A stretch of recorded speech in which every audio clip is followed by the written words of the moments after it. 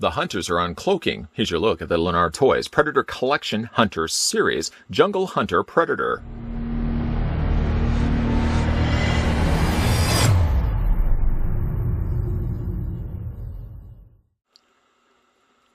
Predators, the most deadly and elusive hunters in the universe, have now chosen Earth as their otherworldly hunting ground.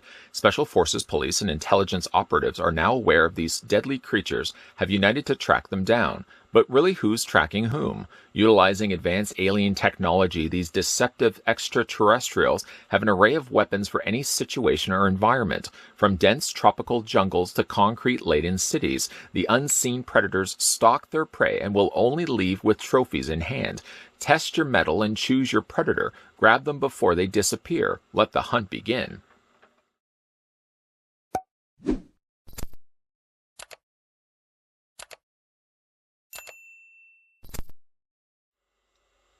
Setting our sights on more predators before we get a closer look at the Jungle Hunter variety, we're going to first figure out how tall the figure stands.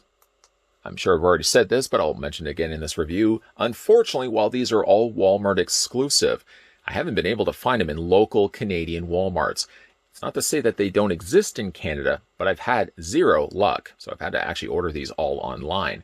Jungle Hunter Predator stands 7.3 inches in height. We can switch that to centimeters, revealing that Jungle Hunter, slightly cloaked mind you, stands 18.6 centimeters tall. Jungle Hunter Predator now marks the third Lanard Toys Predator figure that we've had a look at on this channel. First, we started our reviews with the Berserker Predator, and went in again with such low expectations. Boy, that Berserker Predator looks great. Then, of course, not quite the same opinion and reaction when we had a look at the City Hunter Predator, which I felt just sort of under-delivered. And maybe, again, the problem could have been just the fact that I went in first looking at Berserker Predator. Maybe I should have really started these reviews with City Hunter and then gone to Berserker Predator. Needless to say, we're meeting now in the middle and looking at Jungle Hunter, which happens to be my all-time favorite design of Yautja, so perhaps it may redeem itself slightly with the lukewarm reception I had towards City Hunter. Now, of course, when it goes the approach that Lanard made with the Jungle Hunter, they didn't go full color on this guy. Instead, what they've only done is they've only painted certain aspects of the figure, as of course he's supposed to look like he's uncloaking. Checking out the figure's accessories, he comes included with an electro claw. Yeah, your guess is as good as mine. Unfortunately, while it wasn't screen used, I guess it is still a pretty cool looking weapon. And I guess it would emit like an electric pulse or some shocking end of the stick, kind of like a cattle prod. It's a pretty neat looking designed weapon. Maybe he actually would have fared a lot better against Arnie at the end of the movie if he actually had had one of these. But there's really no place to put it on the figure short of putting it into his hands. One good thing is at least you can actually fit it quite easily into his hands, despite the fact that it looks like it's got a really broad looking handle. If you also wanted to, you can also go back to those other Predator figures that we've been looking at over the last couple of videos. And you could also use the combi stick and have that in its hand as well. I might even just keep it with a City Hunter, but at least you can use those accessories also if you wanted to. So that's what it looks like in his hand. Pretty cool looking weapon, just even though it's not screen accurate. Let's go ahead and put this to the side. Having a closer look at the Jungle Hunter Predator. Overall, there's a lot of things I like about this figure. There's a few little talking points I'll mention about the kind of things that are bothering me a little bit about this figure. But overall, we'll talk about the positives first. One of the main positives is that's a good-looking head sculpt. That's a really good-looking head sculpt. As you can see, it does have laser sights on either side of its helmet instead of just the one. Unfortunately, it doesn't get any way of additional red paint added in there. I suppose you could probably take a small little pin, dip it in some red paint, and put it in those little spotted areas. But I mean, like the helmet, it does look really good. I'm really happy with how this turned out. You spin it around to the back. Yeah. Here's where one of the issues I'm facing about this figure, is that there's so little paint applied. I get what they wanted to go with here on the front of the figure because, of course, they've splotched paint here, here, here, here to kind of give it that look like it's materializing from it being in a cloaked state. The downside, though, is, like the City Hunter had the same plaguing problem. The whole back of the figure is just left to only the plastic color, which is kind of like this off translucent clear. You know, even when I'm looking at the coloring of this plastic, for some reason it reminds me of mints you would find in either an old person's purse or wallet. Like one of those old wrapper mints. I don't know why I'm thinking that when I'm looking at the back of a Yautja, but I'm seeing a lot of very barren wasteland. Yes, there is, of course, the loincloth. That's been done only in just the plastic color. But all the rest of it is all very, very bare basics. They didn't add any little bit of paint. Just a little bit of paint could have gone a long way. You could really use the argument that you're only going to be seeing the figure from the front. And from the front, it does do a good job of replicating what it looks like as it's materializing. So like, not all the paint reaches all the surfaces. You'll see, especially when you see the plasma caster shoulder-mounted cannon, for example, you've only got little areas here that are added just with a little bit of silver, and all the rest of it is kept to that clear plastic. Yeah, there are some aspects, like for example the cannon itself. Why is the cannon all one color? Shouldn't it also be materializing? I guess the biggest talking point would be, why would the helmet all be one solid painted piece when all the rest of the body is only kind of just slowly materializing? As you can see even here on the calves, for example, of its armor.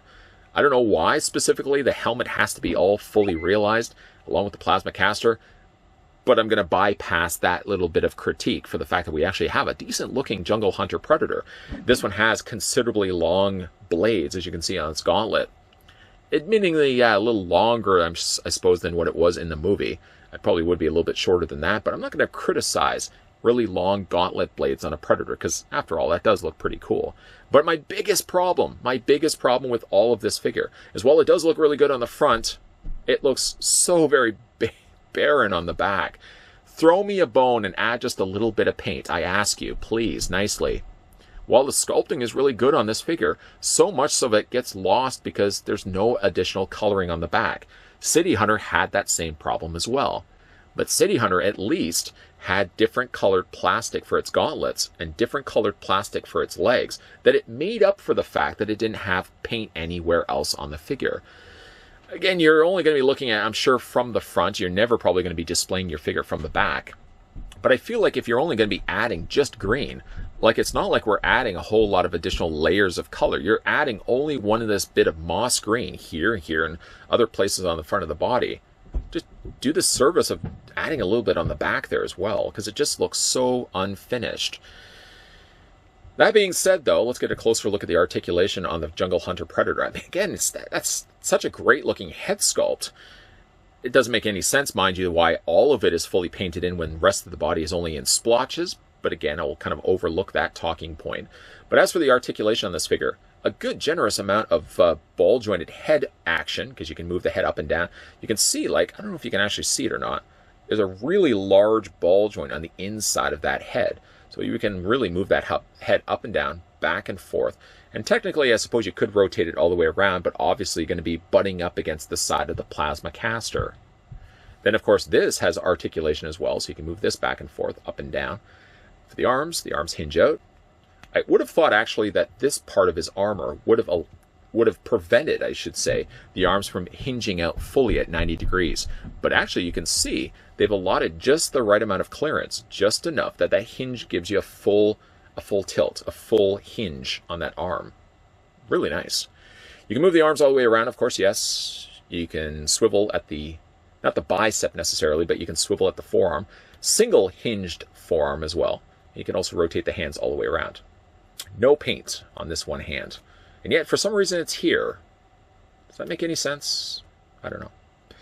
Has an upper torso ball joint, so you can rotate that all the way around. Quite a bit of ability to rotate that. Legs split out, forward and back on the legs.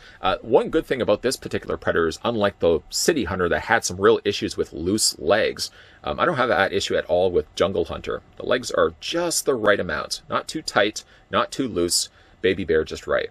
It does swivel at the top of the thigh. Single hinge bend on the knee. And then, of course, he's got articulation in the ankle. You can see there's the ball joint right there. Clear plastic, yes, is being used here. It doesn't look like they're actually using solid plastic. Kind of looks like it should be solid plastic, but under certain lit conditions, it does actually come across more like using translucent plastic. So I don't know.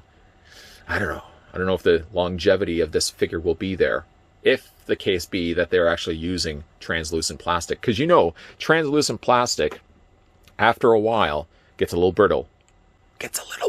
So I'm hoping that this figure isn't going to break on me, because as a whole, I really like this figure. I don't know if I'd like it as much as Berserker Predator, but he comes a close second, which of course then leaves City Hunter to be picking up the bronze. Bronze is still okay, but it's not as good as the gold and the silver. I suppose I could make the valid argument that if you're going to be taking a figure and leaving it unfinished with paint applications, at the very least, they took a character that was invisible or partially uncloaking. Ah, loophole. Unfortunately, that's really what they've done here. They've got themselves a loophole because they have great looking sculpted figure, but so much of it gets left on the table because you don't see most of the sculpt on this because there's very little paint to speak of. If not for the loincloth having a little bit of extra color on the back of the figure, all the rest of it is just relegated to this clear translucent plastic. It deliberately looks like they saved costs by not painting the back of it. They painted the front fine and good, but a little bit of that could have gone a long while on the back of the figure as well. Even though you're not really going to see it when you have it displayed, you're only going to be looking at the front of the figure. Throw a little bit of extra love on the back there as well. Of course, it does bring up some valid kind of talking points as well. Why is the loincloth all fully materialized on this character? Why is his plasma caster? Why is his head fully painted when all the rest of his body is slowly materializing? I'm going to stop myself right there because I know I'm asking too many questions of a Lanard Jungle Hunter Predator. At the end of the day, it's a good-looking Predator. It still is my second favorite of what they've released so far. But I do think that they did go the cheater route of taking a clear figure and only painting a few little places on it and calling it Jungle Hunter. I would have liked to see what this guy would have looked like fully painted. Maybe we did get a fully painted Jungle Hunter Predator, and this is their second go-around with this guy. If that's the case, then that's fine and good. But if this is the only Jungle Hunter that we're getting, I cry foul. I cry foul, Lanard. You should have painted a little bit more extra on this guy. And maybe go a little bit extra, paint the details on his head so it looks like his head is slowly materializing as well. There, I said it. I'm done for the day. Let me know what you guys think of this figure down below in the comments section. A little too harsh, was I? Maybe not. I don't know. Maybe I was a little too hard on it. At the end of the day, this is a cost-effective route of picking up some pretty cool-looking Predator figures. Some have been better than others. The Jungle Hunter is still better, I feel, than the City Hunter. But weigh your thoughts in down below what you guys think of this line so far. And if you've managed to pick up any for your own personal collection. If you're also new to the channel and you're liking all the content you're seeing, maybe dig the fact that I was ripping into Lanard for not painting this guy enough, make sure you hit that subscribe button down below. Make sure you turn the bell notification on. And make sure you come back to this channel Monday to Friday, 12 p.m. and 2 p.m. Eastern Standard Time. Above and beyond all the other reviews we do here on a regular basis, just know that we're also going to be looking at some more Lanard, Predator, and Alien figures. And by the fact that I've only been really looking at Predator figures up to this point, I guess you can kind of know that I've also picked up a couple of Alien figures as well. So those reviews will be coming soon. As always, keep your peepers peeled to this channel. Make sure you come back to this channel Monday to Friday. And as always, guys, thanks for watching. I'll see you guys next time.